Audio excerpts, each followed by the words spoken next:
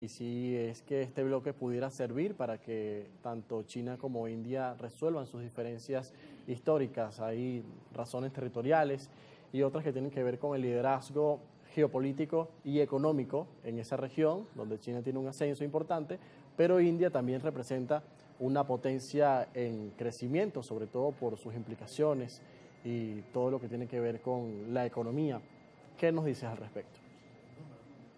Así es, China e India han tenido una histórica disputa territorial y ahora, digamos, se ha asentado un poco por la idea de quién va a tomar el liderazgo en términos no solo del liderazgo en el sudeste asiático, sino también a nivel global. Un tipo de medidas, obviamente está por identificarse si fue digamos, un homicidio, fue un accidente,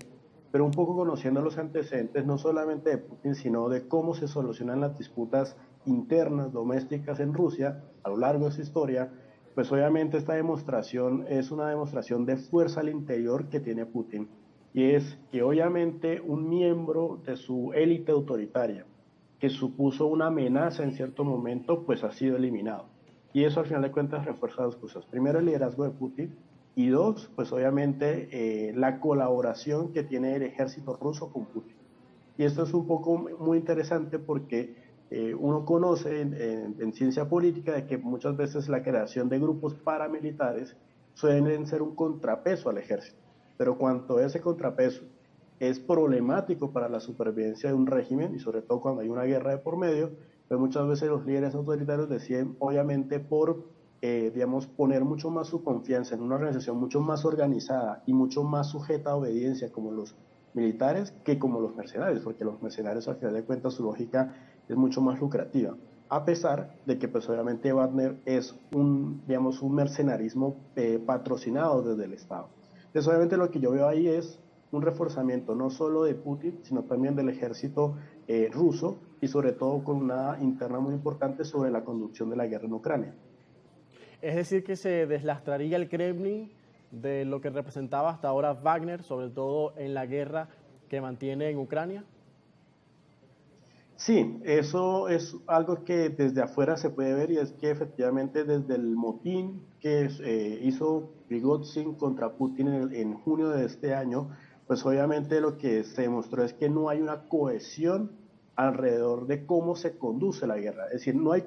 hay consenso sobre que hay que hacer una guerra, pero no hay consenso, no había consenso hasta entonces de cómo debía conducirse esa guerra. Ahora lo que vemos es que pues obviamente todo el mando recae pues obviamente operativamente en el ejército ruso y pues obviamente a las órdenes de Putin, y eso lo que refleja mucho es seguramente este acto de dudosa digamos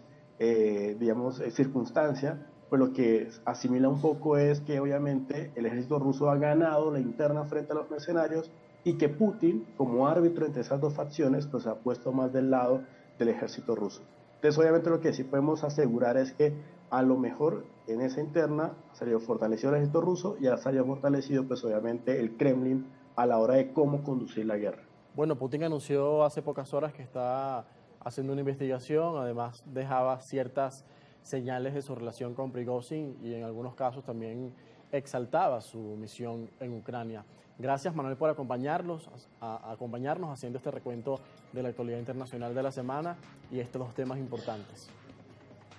Muchas gracias a ti, José. Un saludo para ti y para la audiencia. Manuel Camilo González con nosotros, magíster en ciencia política, a esta hora analizando los